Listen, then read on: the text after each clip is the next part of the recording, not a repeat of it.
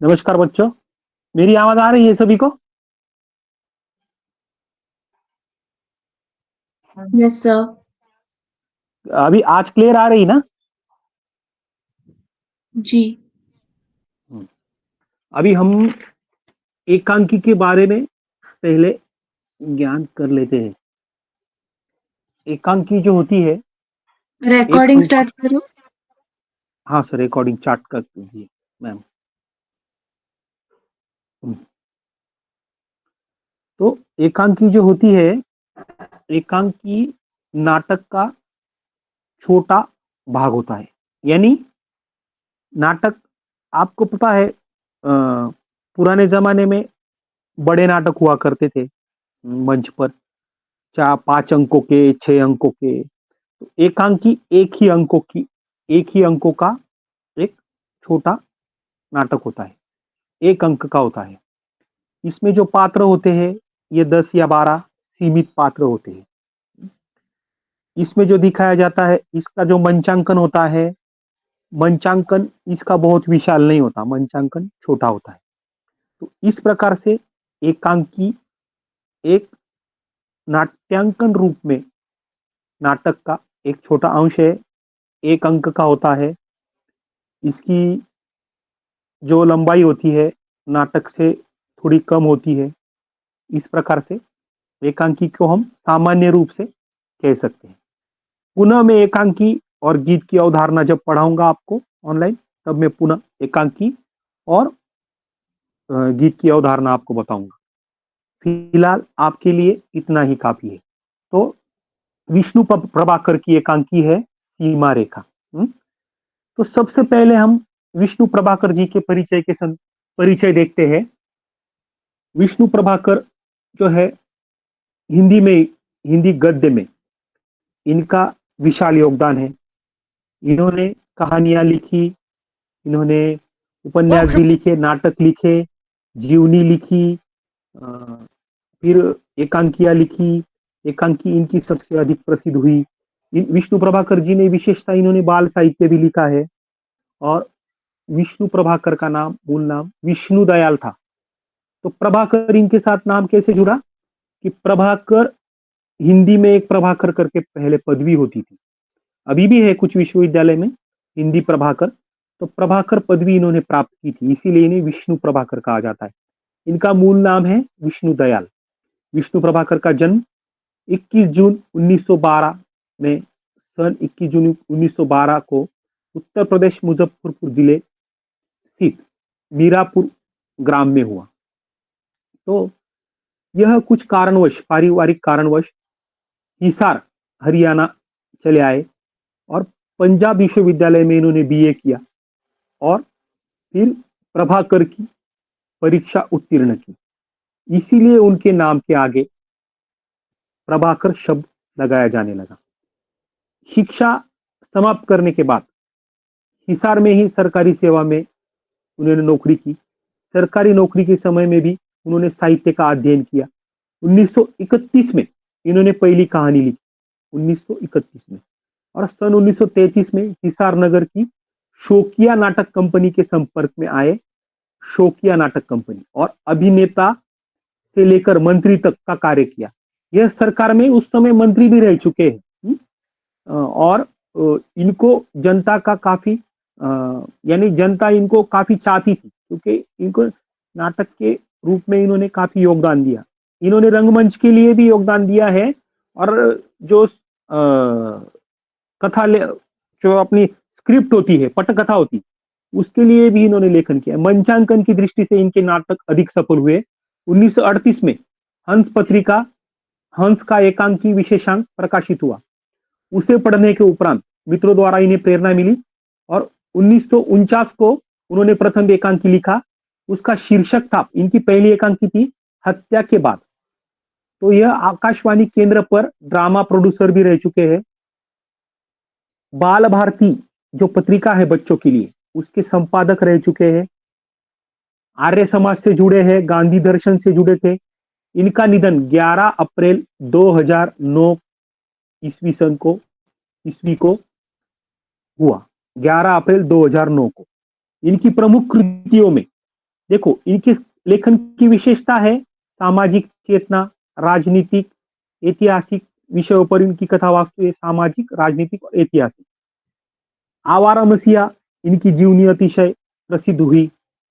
और उसके बाद नाटक नवप्रभात, डॉक्टर, प्रकाश और परछाइयाँ, 12 एकांकी, अशोक इंसार और अन्य एकांकी, 10 बजे रात, इस प्रकार से इनकी एकांकियां प्रकाशित हुई। तो अन्य प्रसिद्ध रचनाओं में ढलती रात, स्वप्नमयी, संघर्ष के बाद, जाने अनजाने आदि इनका लेखन है। तो साहित्यिक अवदान में इन्होंने स्वतंत्र लेखन किया। तो नौकरी से इन्होंने त्याग पत्र दिया और उसके बाद लेखन ही इसका इनके जीवन की जीविका का साधन बन गया।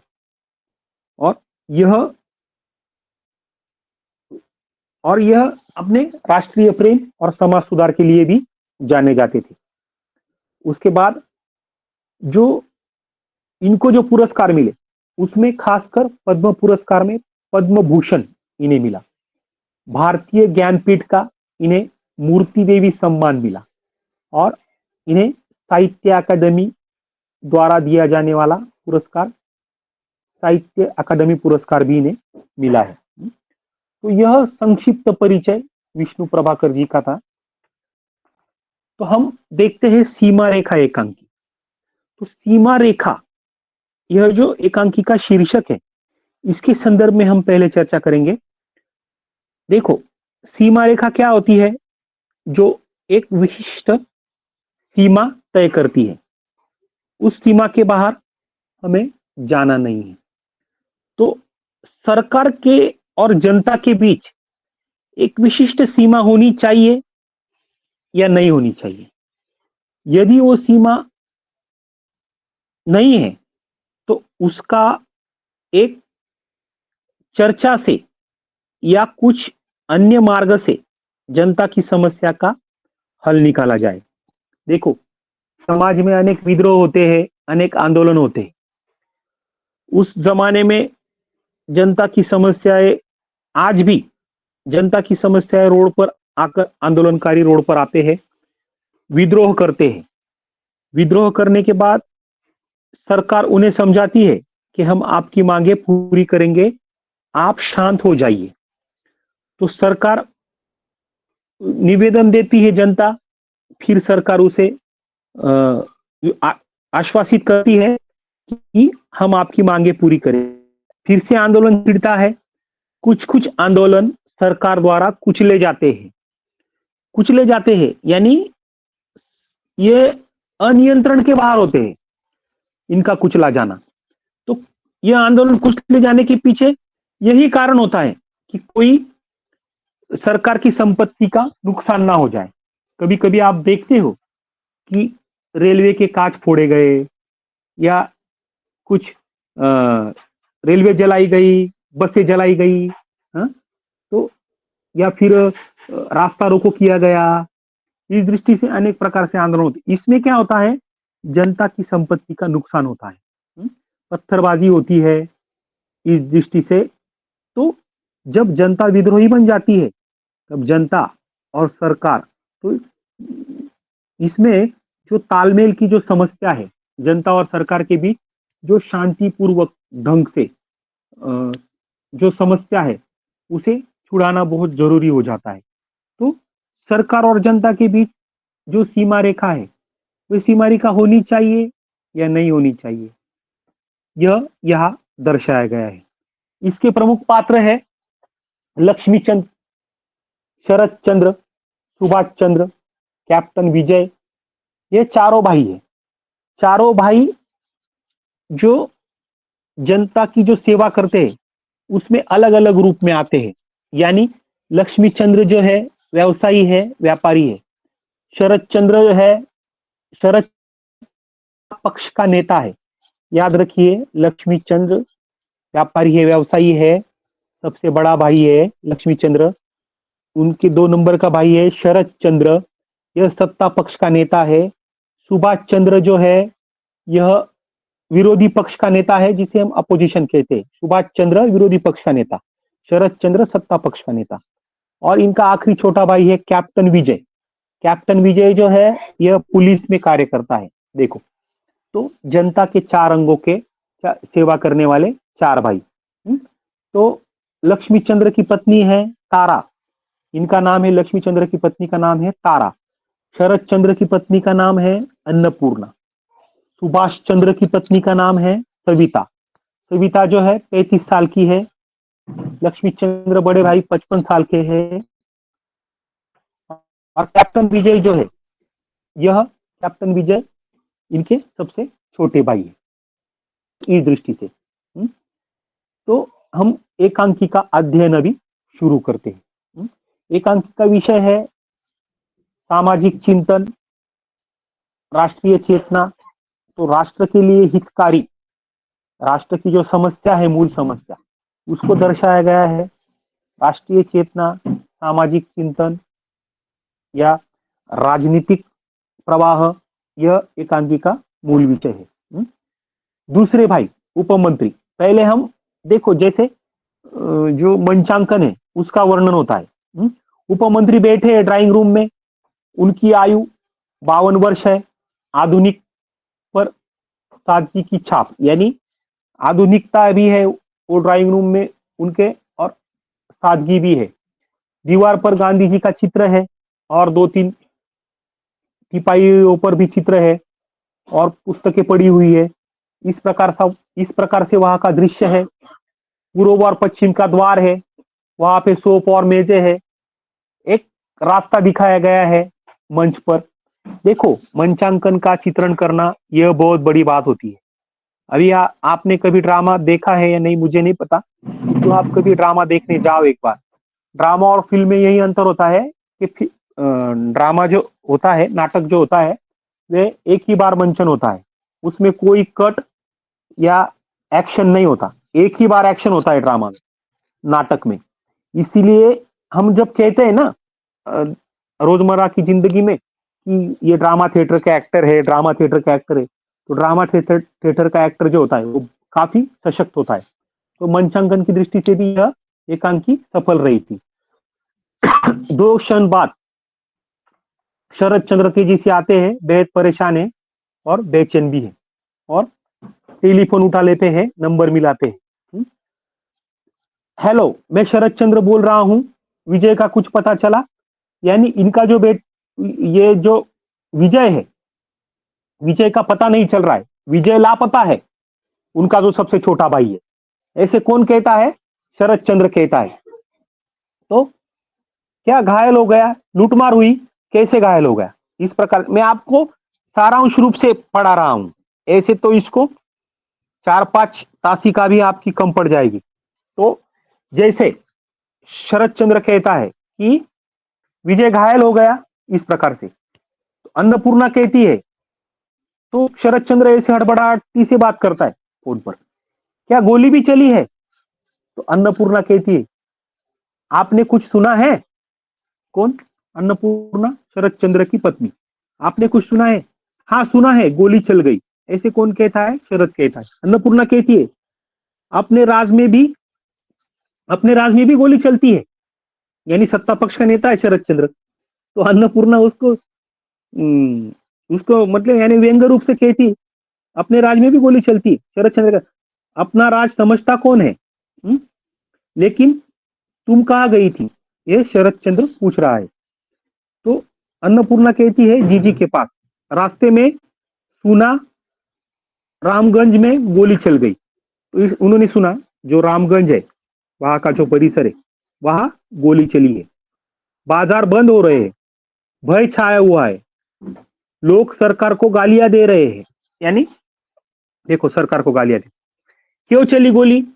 अन्नपूर्णा कहती है, बैंक से तो कोई संबंध नहीं। बैंक के पास, इस एकांकी में बैंक के पास भीड़ जुटी है। मैं अंत में पूरा एकांकी का सारांश भी बताऊंगा, अभी आप सिर्फ सुनिए और जो पॉइंट्स आपको निकालने हैं निकाल लीजिए।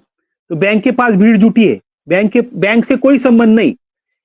कल आपके पीछे कुछ छात्र बस वाले से झगड़ पड़े। तो और आप जानते हैं कि विद्यार्थी, यानी बस वाले और विद्यार्थियों का झगड़ा था। और इसमें विद्यार्थी तो कितने चिढ़ जाते हैं, उनका आक्रोश बहुत होता है। विद्यार्थी कानून की चिंता नहीं करते, बच्चे हैं, अल्लड़ है, तेज होकर यह भी कोई बात है। लोग पागल हो जाते हैं, कानून अपने हाथ में लेते हैं। गोली चली है तो जरूर कोई कारण रहा होगा।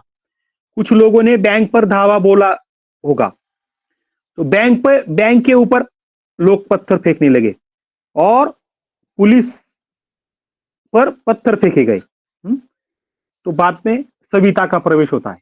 सविता यानी सुभाष चंद्र की पत्नी, इनके तीसरे भाई, ऑपोजिशन पार्टी के लीडर यानी विरोधी पक्ष में। तो फेंके होंगे तो इसका यह अर्थ नहीं पत्थर के जवाब में गोली चला दी जाए।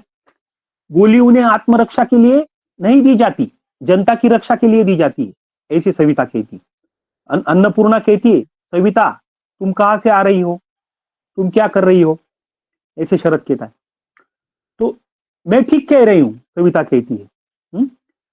और अन्नपूर्णा जो है लक्ष्मी चंद्र की पत्नी, सबसे बड़े भाई जो 56 वर्ष के हैं, तो लक्ष्मी चंद्र कहता है तुम बिल्कुल गलत कह रही हो, पुलिस गोली नहीं चलाती तो बैंक लूट जाता, बाजार लूट जाता, चारों ओर लूटमार मच जाती, शासन की जड़ें हिल जाती। तो लक्ष्मी चंद्र कहता है तो शासन की जड़ें हिल जाती, गोली नहीं चलती तो शांति के लिए गोली चलाई होगी।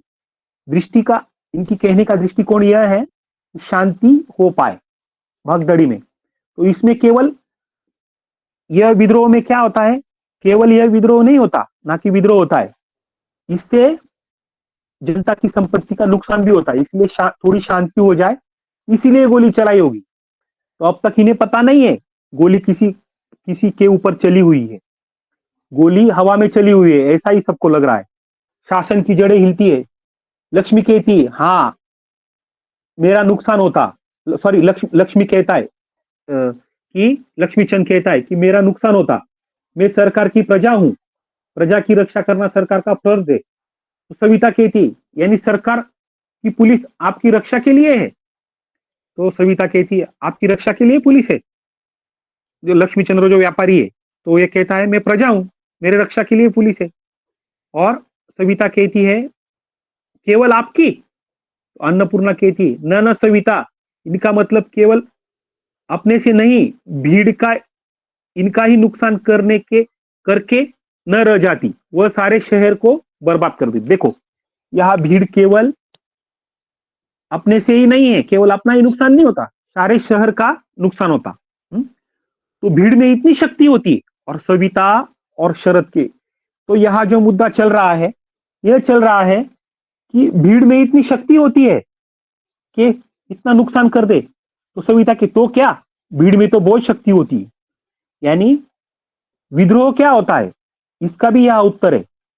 तो विद्रोह जो होता है वो सरकार के लिए दबाने के लिए होता है, यह एक प्रकार का विद्रोह हुआ सरकार को दबाने के लिए। तो लेकिन विद्रोह क्यों किया गया है, यह देखना क्या सरकार का कर्तव्य नहीं, ऐसे सविता कहती। तो प्रश्न यह उठता है कि क्यों विद्रोह हुआ, यह सरकार का देखना यह कर्तव्य है।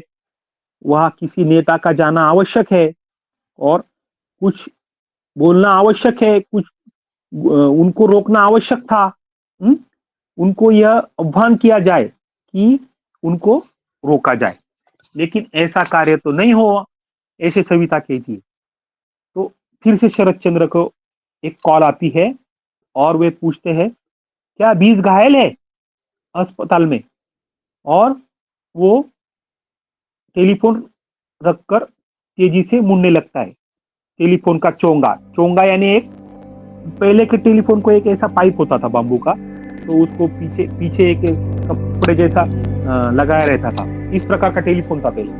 तो एकदम तो शरद चंद्र उठता है तो सभी को लगता है क्या हुआ, हाँ पहले फोन करके बुला लो पुलिस क्या करेगी, चलिए मैं चलती हूँ, सविता कहती है। और शरद कहता है आप चिंता न करें, पुलिस की गाड़ी बाहर खड़ी है। तो इस प्रकार से वे वहां जाते हैं। जरूर होगी पुलिस की गाड़ी, सविता कहती है, जनता के नेता आप पुलिस की गाड़ी में ही जा सकते हैं आवेश में, जिन्होंने जनता का नेतृत्व किया, जनता के आगे होकर गालियां खाई, जो एक दिन जनता की आंखों के तारे थे, आज पुलिस के पहरे में जनता से मिलने जाते। देखो, तो सविता क्या कहती है, व्यंग्य से कहती है। तो यह इनके परिवार की एक विशेषता है। इनके परिवार में एक सत्ताधारी भी है और विरोधी पक्ष के भी है। तो सविता जो है विरोधी पक्ष के नेता की पत्नी है, तो उसी प्रकार से उसका स्वभाव भी वैसा ही है। तो व्यंग्य भी करती है बीच बीच में इस एकांकी में। जब आप एकांकी पूरी पढ़ोगे तब आपको पता चलेगा। शरद तिल मिलाकर कुछ कहना चाहते हैं कि तभी तीसरे भाई विजय विजय जो है पुलिस कप्तान है। आयु उनकी 48 है। पूरी वर्दी में प्रवेश करते हैं और लक्ष्मी सामने एकदम, वो लक्ष्मी कहती है, सॉरी लक्ष्मी चंद्र कहता है, लक्ष्मी चंद्र विजय। सविता कहती है, कप्तान साहब आप यहाँ। अन्नपूर्णा कहती, विजय अब क्या हाल है? तो शरद कहता है, विजय तुमने यह क्या कर डाला? तुम गोली क्यों चलाई? तुम्हें सोचना चाहिए था कि विजय ने जो कुछ किया सोच समझकर किया है, ठीक किया। ऐसा लक्ष्मी चंद्र कहते हैं, यानी उनके बड़े भाई कहते हैं लक्ष्मी चंद्र। जो विजय ने किया सोच समझ कर किया। शरद कहता है उनका भाई कि तुमने ऐसे क्यों किया। शरद जो है इसमें, शरद सत्ता पक्ष का नेता है। नहीं नहीं, यह बुरा हुआ, शरद कहता है। जानते नहीं, अब जनता का राज है, जनता के राज में जनतंत्र में जनता की प्रतिष्ठा होती है, ऐसे शरद कहता है। विजय कहता है लेकिन गुंडों की नहीं। तो इस प्रकार से उनका संभाषण चल रहा है। विजय क्या कहता है, पुलिस है विजय, तो विजय क्या कहता है, गुंडों की नहीं है यहां प्रतिष्ठा, तो जनता की प्रतिष्ठा है। तो जो विद्रोह कर रहे हैं, तो लोग विद्रोह में क्या करते हैं, तोड़फोड़ करने लगते हैं, सब कुछ यानी हल्ला मचा देते हैं, कुछ नुकसान करते हैं सरकारी संपत्ति का, इस दृष्टि से। तो यह एकांकी आगे बढ़ती है, इसमें चर्चा होती है, इसमें तो यह इस प्रकार का वातावरण होता है। तो भीड़ काबू में नहीं आती है और गोली जो चलती है, शरद कहता है, कौन विद्यार्थी, किसी पर गोली चली है। यह किस व्यक्ति पर गोली चली है? अरविंद पर गोली चली है। अरविंद कौन है? लक्ष्मी चंद्र का पुत्र है। देखो, विजय जो है पुलिस है और अपने बड़े भाई जो लक्ष्मी चंद्र है उनके पुत्र अरविंद पर, जो अरविंद है 10 वर्ष का है, उस पर गोली चल जाती है। तो गोली उसने जानबूझकर नहीं की, बाद में वो मना कर देता है, मैंने गोली नहीं चलाई। तो अपने ही परिवार के व्यक्ति, भीड़ में वो बच्चा रहा होगा, तो उसको गोली लग गई है। तो इस प्रकार से एकांकी आगे बढ़ती है। इस एकांकी में नेता की आवाज है, मंत्री की आवाज है, पुलिस की आवाज है, शोर शराबा है। फिर लक्ष्मी चंद्र जो है वो क्रोध में आ जाते हैं। मैं तुमसे बातें कर रहा हूं सुभाष, क्या हुआ वहां? तो ऐसी जो स्थितियां होती, इसमें पूरे परिवार की मानसिकता पर चोट हो जाती है। यानी एक तरफ विजय, एक तरफ उनकी विजय की पत्नी, फिर सविता, इनका यह एक दूसरे के साथ संवाद है। तो प्रस्तुत एकांकी में यह दिखाया गया है कि जनता जब विद्रोही बन जाती है, तब यह भीड़ एक भीड़ नहीं रहती, यह एक प्रकार का सैलाब हो जाता है और लोगों को कुचला जाता है। तो आगे हम देखते हैं, और कुचले गए। कौन कुचला गया? कैप्टन विजय कुचला गया। वो भी कुचलकर जनता के बीच पैरों तले मारा गया, कैप्टन विजय। और सुभाष चंद्र भी पैरों तले मारा गया है। समझ रहे हो?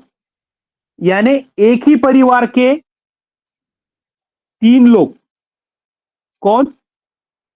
अरविंद, बड़े भाई लक्ष्मीचंद्र का पुत्र, विजय जो पुलिस में है, वो जनता पे कुचलकर मर गया जनता से। उसके बाद सुभाष चंद्र, सविता के पति सुभाष चंद्र भी कुचला गया जनता के बीच। तो इसमें क्या हुआ कि जो जनता है, तो शरद चंद्र कहते हैं,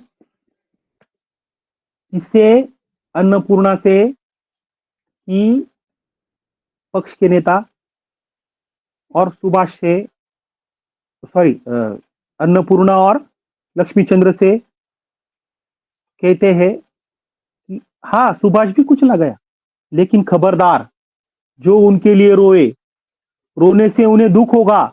उन्होंने प्राण दे दिए, पर शासन और जनता का संतुलन ठीक कर दिया। वे शहीद हो गए, पर दूसरों को बचा गए। नगर में अब बिल्कुल शांति है। सब मौन से बलिदानों की चर्चा कर रहे हैं। सब शोक संतप्त है। और वो आ गए। रोना मत, मत रोना, हाँ वही लिटा दो आगे बढ़कर। लक्ष्मीचंद्र और सविता के साथ पुलिस तथा अधिकारियों का प्रवेश होता है। धीरे धीरे विजय और सुभाष और अरविंद की लाशें बराबर रखी जाती है। किस किस की लाशें? सुभाष चंद्र जो ऑपोजिशन का लीडर था, उनका भाई, तीसरे नंबर का भाई।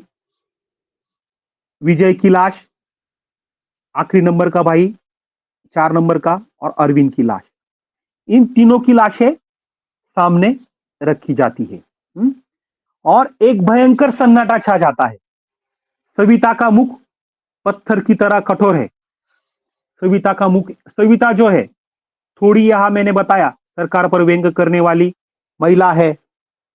हर समय वे सरकार जो कार्य करती है उस पर व्यंग करती है। तो बिल्कुल उसका मुख अत्यंत कठोर हो चुका है।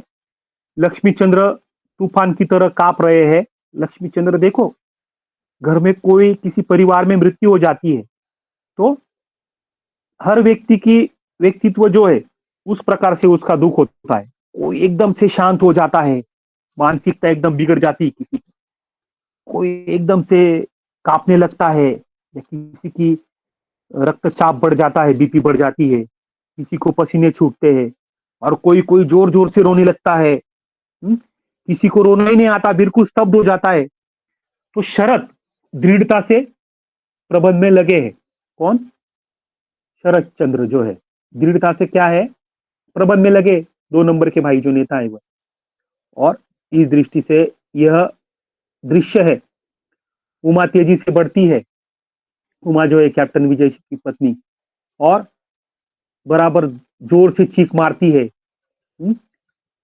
ये क्या हुआ माँ जी, ये क्या हुआ, ऐसे जोर से बोलती है।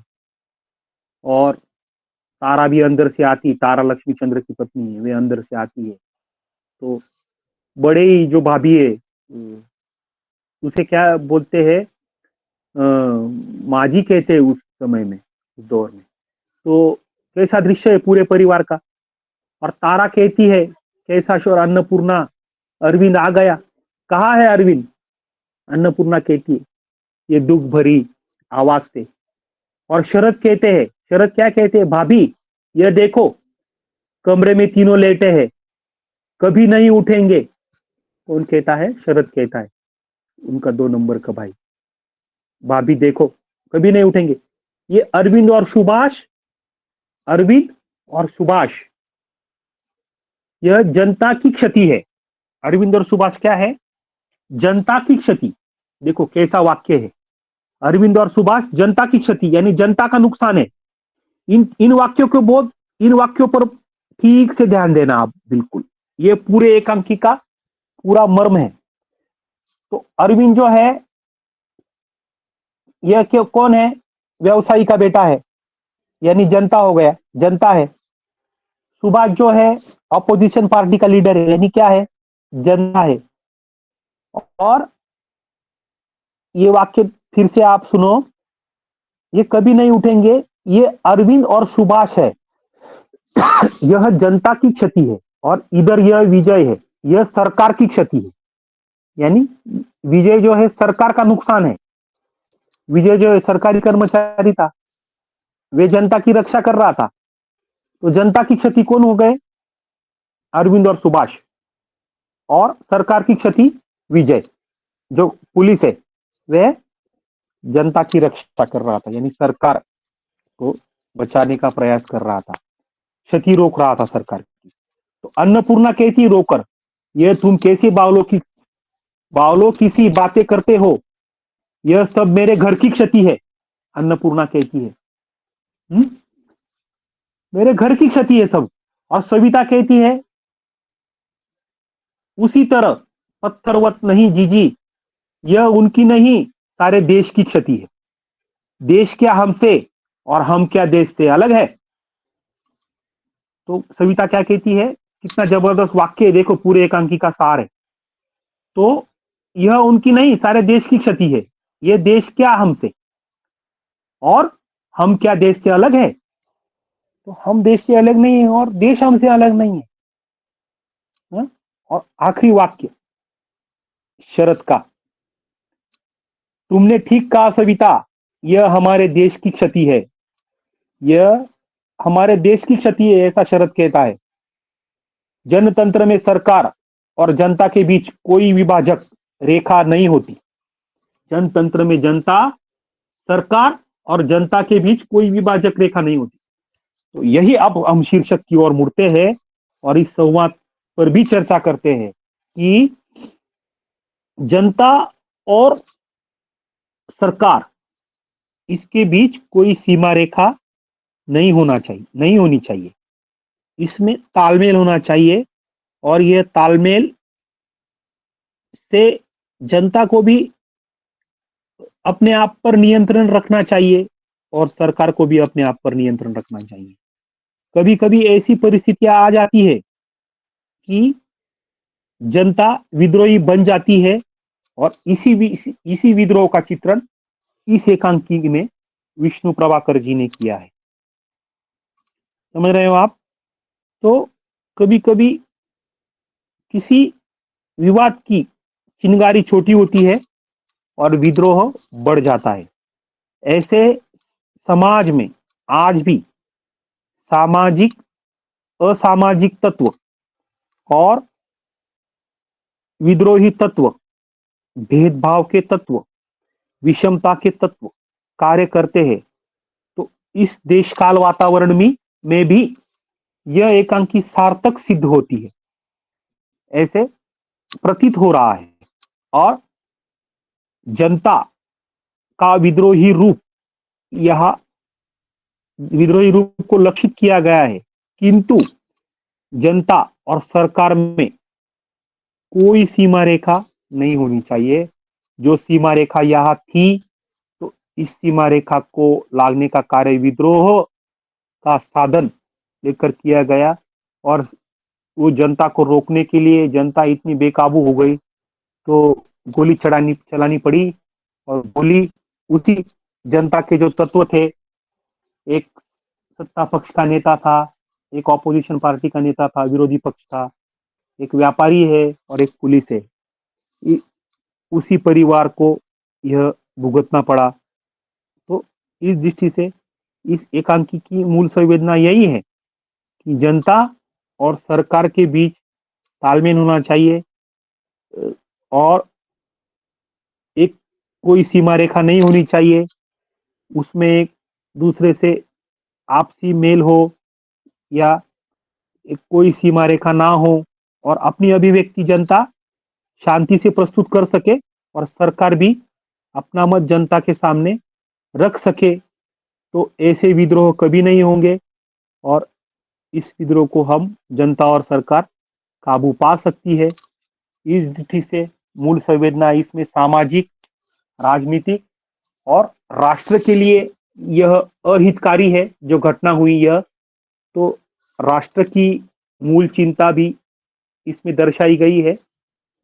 राष्ट्रीय संपत्ति को बचाना सभी का कार्य, सभी का कर्तव्य है, हर नागरिक का कर्तव्य है और सरकार का भी कर्तव्य है। तो यह थी सीमा रेखा एकांकी। धन्यवाद मित्रों, हम पुनः कल मिलेंगे। आरती, रिकॉर्डिंग ऑफ कर दीजिए, किसी ने रिकॉर्डिंग की तो ऑफ कर दीजिए।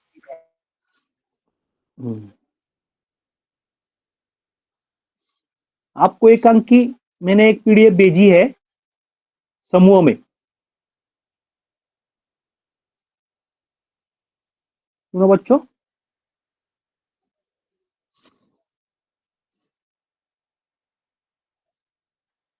किसी को कुछ प्रश्न पूछने हैं?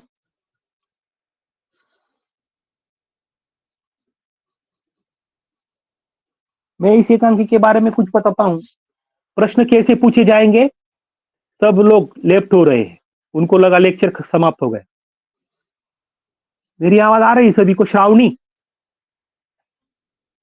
हार्दिक, आ रही है ना सर, आ रही है, बोलो। हाँ, अभी मैं क्या कह रहा हूँ सुनो मेरी बात। इस एकांकी की मूल संवेदना है ना, एक बात याद रखो, सरकार और इसका शीर्षक जो है सीमा रेखा। तो जनता इसमें विद्रोह, जो मैंने बताया आपको तो सभी ज्ञात हो चुका है। इसकी मूल संवेदना है, इसका मूल सामाजिक, राजनीतिक और राष्ट्रीय चेतना पर आधारित यह एकांकी है। जनतंत्र में भीड़ बेकाबू हो जाती है, विद्रोह हो जाता है, किंतु यह विद्रोह गंभीर रूप धारण कर लेता है और सरकारी संपत्ति का नुकसान होता है। तो इसीलिए इस भीड़ पर काबू पाना अत्यंत मुश्किल हो जाता है, अत्यंत कठिन हो जाता है। तो इस कठिनाई में जो कभी कभी व्यक्तियों का भी नुकसान होता है, भीड़ का भी नुकसान हो जाता है इस संघर्ष में। तो यह दर्शाया गया है जनता और सरकार, इसमें कोई कुछ सीमा रेखा नहीं होनी चाहिए, कोई विभाजक नहीं होना चाहिए और यह दर्शाया गया है। यह इसकी मूल संवेदना है। यदि विष्णु प्रभाकर का परिचय पूछा जाए 6-7 पंक्तियों में लिखना, 7-8 पंक्तियां बहुत हो गई और आगे जो कुछ पूछा गया इसकी मूल संवेदना। तो सविता जो है, आखिरी जो इसकी पंक्तियां है याद रखिए। तो यह सरकार की क्षति नहीं है। सविता व्यंग्य रूप में बीच बीच में बात करती है। सविता का एक ध्यान खींचने वाला एक पात्र है सविता। उसके जो संवाद है उस पर आप थोड़ा ध्यान दीजिए। जो वे कहती है कि कैसे आपके लिए पुलिस की गाड़ी आ गई, ऐसे समय में तो आप सरकार की गाड़ी में जाते हो, वो जो कहती है सविता। तो ये जो संवाद है, बीच बीच में वो टोकती है, रोकती है। घर में ही उसके नेता है, उनका अपनी बातचीत से विरोध भी करती है। ठीक है, इस दृष्टि से इस एकांकी का महत्व है। धन्यवाद मित्रों, हम पुनः कल नई एकांकी लेकर, हमने अभी आपको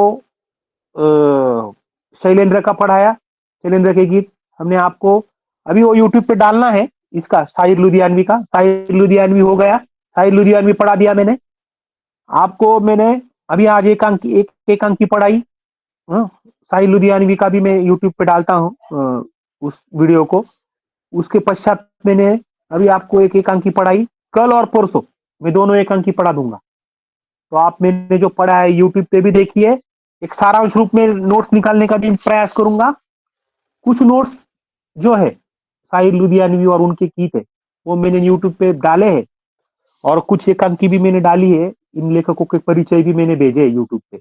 अभी मैंने पूरी एकांकी आपको यूट्यूब पे, सॉरी यूट्यूब पे नहीं, आपके व्हाट्सएप पे अभी पूरी एकांकी की पीडीएफ भी मैंने भेजी। एकांकी भी थोड़ी बहुत आप पढ़ लीजिए। ठीक है, धन्यवाद मित्रों, शुभ रात्रि। सभी को खाना अभी भोजन करना होगा। धन्यवाद।